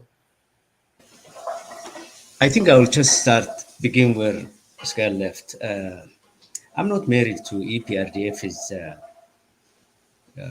constitution, but I'm a student of political science who believes that it's not benefit to anybody to every time a regime comes to railroad the constitution that existed and start afresh. That's Ethiopia's problem. You can always build on what you have instead of always starting from scratch and each regime coming up with its own. Now, at NAF, we started with big picture issues as to, the past, the history, and what have you. I think enough of the challenge is societies and human beings are product of history. You can never take history out of people, and you can never take people out of history. The two are intertwined. It's very difficult to tell Somali, Oromo, Amhara, Tigray, Sidama to forget their past. So how can we structure a living constitution? And I'm using the word living advisedly and strongly, simply because constitutions are not stagnant. They are living documents that are futuristic, that have a basic, and then can be built on. And to just touch what Ezekiel was saying, I would say 90% of the constitution that we are debating today is cut and paste from other experiences from the UN, from what have you. There are very few articles that are germane to Ethiopia's experience, and those are the ones we need to debate and see how those can be structured so that they accommodate both schools of thought. The ones who are not satisfied with the current situation and the ones who are oversatisfied. I've never been satisfied with EPRDF. I don't think they were 100% good to Somalis. We've experienced the second genocide after Tigray's genocide under EPRDF rule, 2008 to 2012. The world didn't know our genocide. These are the issues that in any dialogue and reconciliation that takes place, we need those issues to feature. We're not 100% satisfied. In terms of the purpose of a constitution, I think Africa has a very, very bad experience. Even the examples that we like to look at always started good, ended up bad. You will be surprised. Museveni, who has been in that office for over 30 years, who became a teacher for EPRDF, he started with a grassroots type constitution process by going to the peasants, creating what they call shengos or councillors, and telling them how the power of constitution process would be given to them. Look where he ended up. The elite corrupted it, usurped that power, and today it created the same dictatorship. TPLF, EPLF, they all experienced similar situations. So at the end of the day, we need to look at constitution at two levels. One level would be the big picture of how we can structure articles that can hold the people together in a peaceful way, that, as Ezekiel was said, sovereignty is a divided concept. Sovereignty is a divided concept. Some areas belong to the national state, others belong to the regional state. For instance, Oromia state or Tigray state has nothing to do with foreign policy or declaring a war in any other situation. That would be the terrain and the area the national government will have. When it comes to structuring their election, to running the regional election, to running their economy, to running their banks and what have you, that is the regional government. What we have now is a boundary that's blurred, where the center takes everything, irrespective, whether it's EPRDF, PP, the DERG, they have used constitutional making a way and as a tool to control and oppress the people that they say they have given constitution. And that's continuing. Now, the two aspects of constitution. The second one I'm mentioning is giving power to the local. No constitution so far giving authentically the power to the local people, whether it's PP or EPRDF. EPRDF was notorious for the Somalis to pick every president so far. About 10 presidents were picked up by Addis Ababa. Now, there are good things they did for the Somalis. Somali language criminalized under Derg, when I say script, under Derg, under Haile Selassie, everyone. With EPRDF, that has been constitutionalized and Somalis could use. So that's the good part. So now let me just say, I think... No, if you may, Nafi's question was simply, can we forget and then restart? Absolutely no. You cannot. I started with that. You cannot forget history. You can make constitution and conduct constitutional process within the contextual aspect of history and political history. You cannot forget it. You cannot tell Somali, choose this or that. If you tell Somali today in a democratic way, a word that you love, to choose between Ethiopia and freedom to exit internationally observed constitution election vote, Somali will choose, in my estimate and my knowledge of Somalis, they will choose to opt out of Ethiopia. That's why I said we need to nurse the issue. Don't give people ultimatum. If they get ultimatum, fair enough. Yeah. Fair enough. I want to give back to Atnafu for this, and I want to give everybody 2 minutes so we can wrap it up. Atnafu, go ahead, and then we'll give everybody 2 minutes. Yeah, thank you. Thank you for your response. Well, you need to choose between putting the past things aside and moving forward, or nursing the problems and the issues and continue to be mistrusted one another. And me and Yasin and Guled, we were involved in human rights since Kennedy time.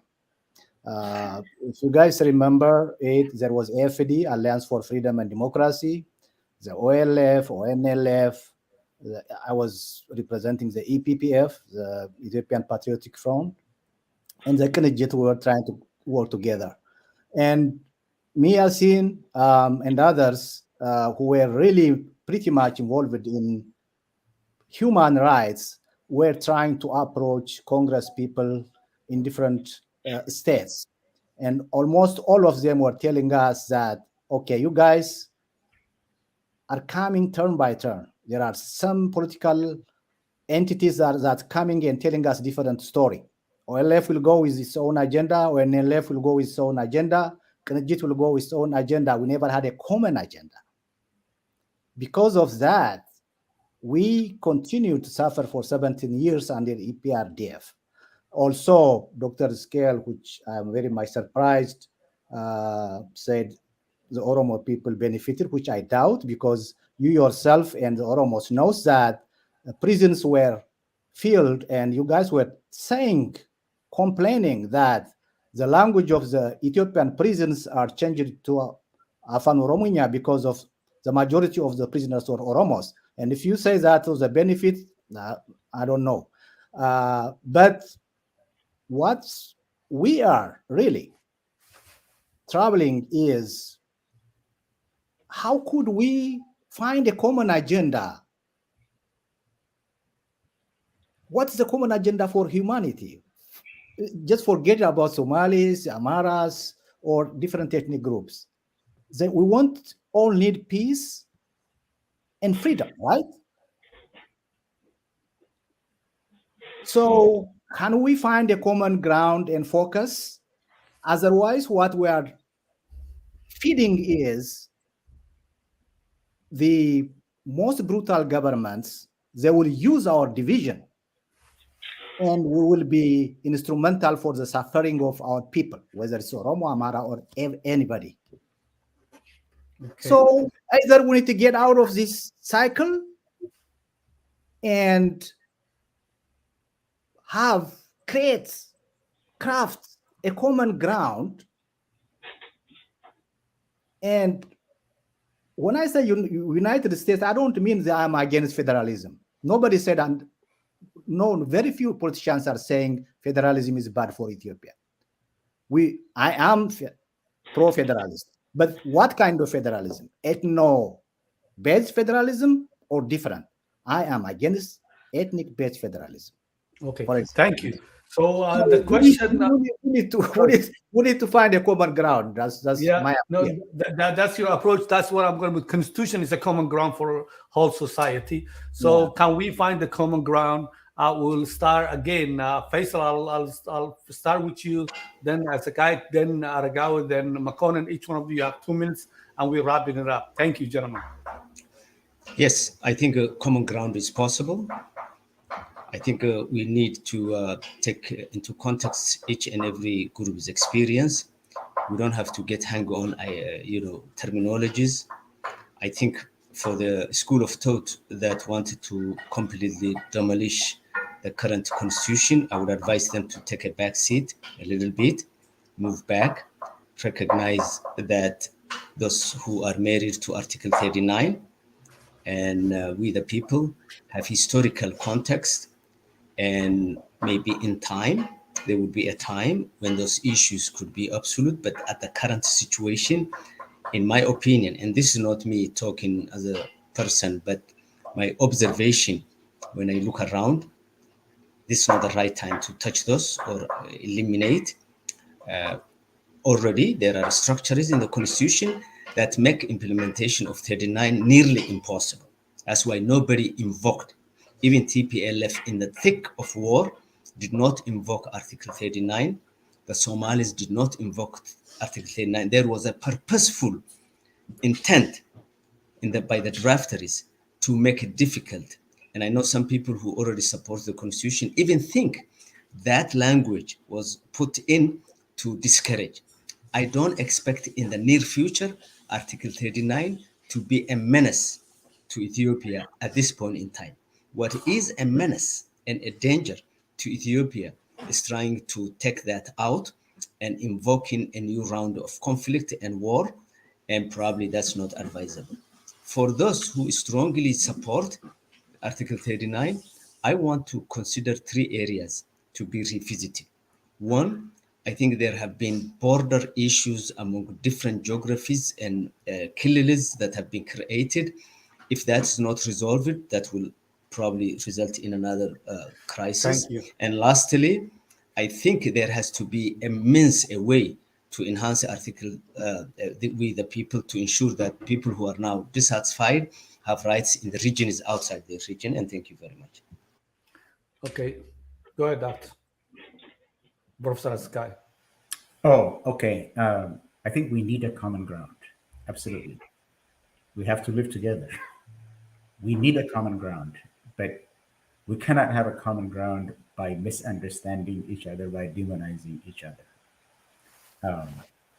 For instance, to say the Oromo people benefited culturally because they spoke their own language and all that does not mean that I accept everything that the EPRDF did. I was one of the people that actually fought against the human rights and democratic rights violations in Ethiopia.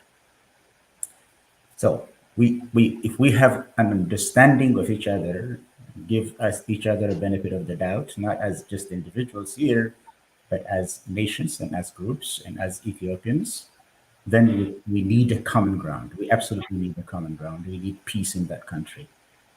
There is too much suffering. There is too much bloodshed. We need a common ground. And that could be achieved if we listen to each other. This idea on the notion that OLF and TPLF and others are not Ethiopians and should not come to finding a common ground doesn't make any sense. If we are going to have a common ground, it is a common ground between different positions. And that cannot be achieved by excluding, by marginalizing, and by demonizing. But we need a common ground.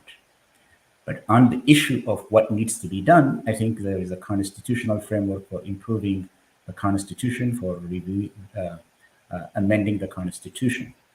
Let me say one thing. Conceptually, it's indeed that the multinational federation had provided a space for Ethiopia's nations and nationalities to cultivate and enhance their own identity at the regional level. Article 39 gives the capacity or the right to exercise it.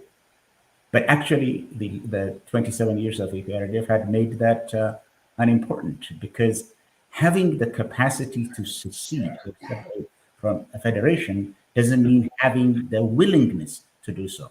As a matter of fact, OLF, ONLF, and other secessionist organizations had dropped the idea of exercising the right to secession in the last 30 years, because they thought that having a shared identity and sharing power in their own region was sufficient to consider themselves Ethiopian citizens. That's the position where I say I think that the Constitution needs improvement, as all constitutions do, but it doesn't need a total overhaul. But let's have that as a starting point and build a common ground on it. We absolutely need a common ground.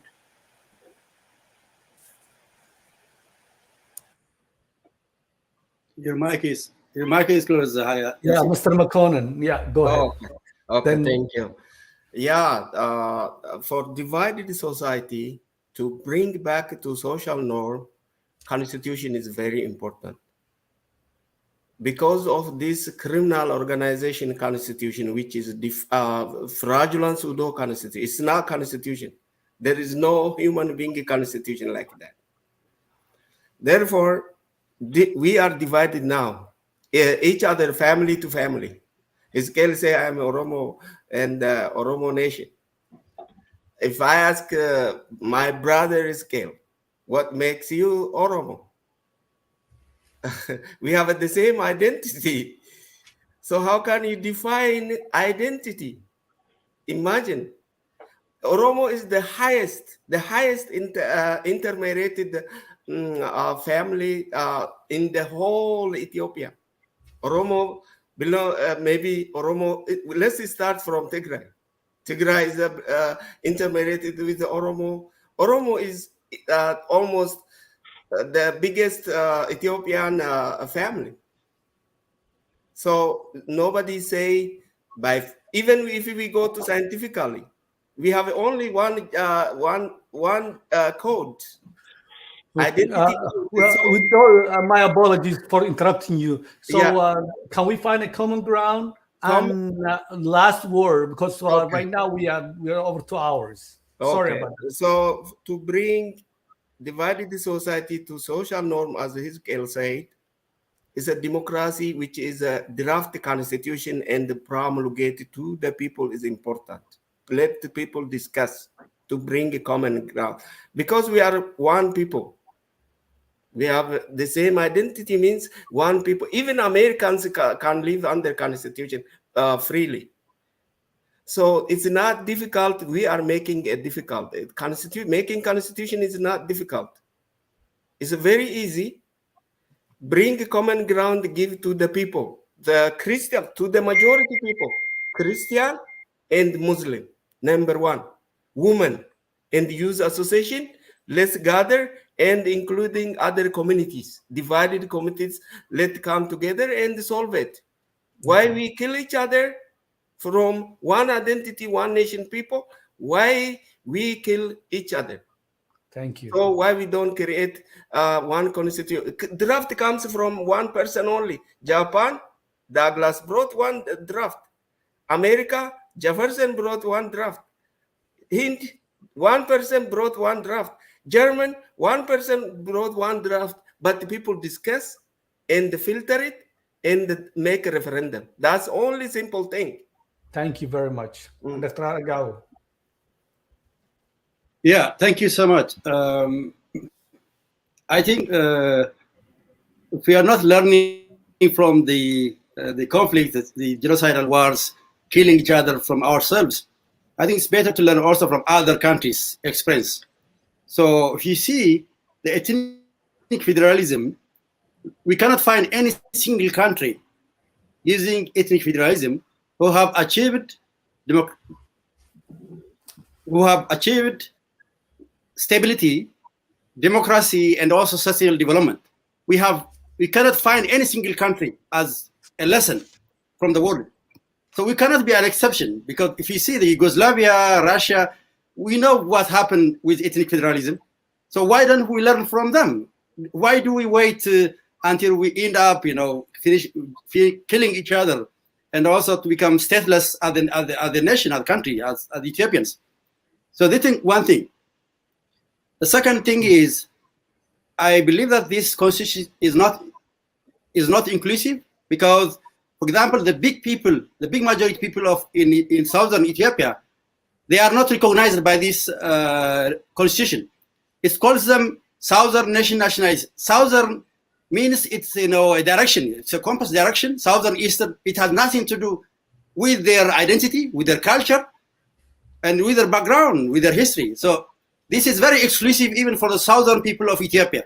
Well, I get you. So can we find a common ground, okay. please? Yeah.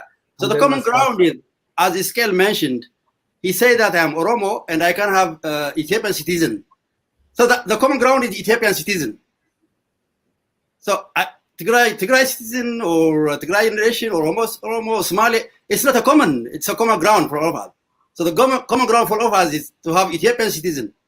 So for having Ethiopian citizenship, we need to have an Ethiopian constitution, not nationalities or fragmented nations or tribes or ethnic groups constitution, but we need to have an Ethiopian sovereign power. People give the power for the people. That's I think the common ground for all of us. Because if we believe that we are all of us Ethiopians, the last thing maybe to add is that if you consider, for example, the people who are living in Oromia region right now, the majority people are Amharic speaking people. They never speak even Oromo. So they have no right even to use their own culture. So common ground is Amharic using other language, which has been used by all of us as Ethiopians. Amharic is Ethiopian language. It's not a colonizer language. It's a common ground. I understand if Oromo language could be also a second working federal language, I don't have any problem. That would be good. But is it a common ground for all of us? I don't think so. Thank you. Yeah. Thank you very much, everybody. We should all speak Amharic. That is final. We were told 30 years ago, man. The sad story is this two anchor men don't speak Amharic. Hey, that's what we're going to say. Yasin, Yeah, go ahead. Yasin, one concluding factor. Okay, it's a very healthy debate. I really enjoyed it, honestly. Also, we have very contentious differences regarding the PTL, the Policy Study Institute's study. 75% of the respondents believe that or support the amendment of the provisions of 39. Do you agree on that? The only thing. Oh, hold on. Hold on. This has been studied by the group of intellectuals, and we will ask them. We will ask them their how they did their research, how they select. Yeah, but let me finish this part. Out of the 75% respondents who said they support the provision of the Article 39 to be changed, some of it, there are about language issues and other issues, it's okay. Somebody has to exercise their own native language. We don't have any problem. They don't have any problem with most of the respondents. But the secessionist part and others, 75% of them, they don't agree, number one. But they made a special remark on the Somali region, which is aligned with Faysal's, my brother's, point of view, because he knows his people's attitude. That's what he was warning us, that especially the Somalis may not agree. He says 52% of the Somali survey participants want the secession to be intact, not to be touched. 52%. Still 48% agrees. That means if there is any, some of Okay, Atnabu, we'll end it there. Thank you, gentlemen. Thank you very much. We will keep up, and we'll have more debates about the Constitution. Have a good day, gentlemen. Thank you. Thank you, guys.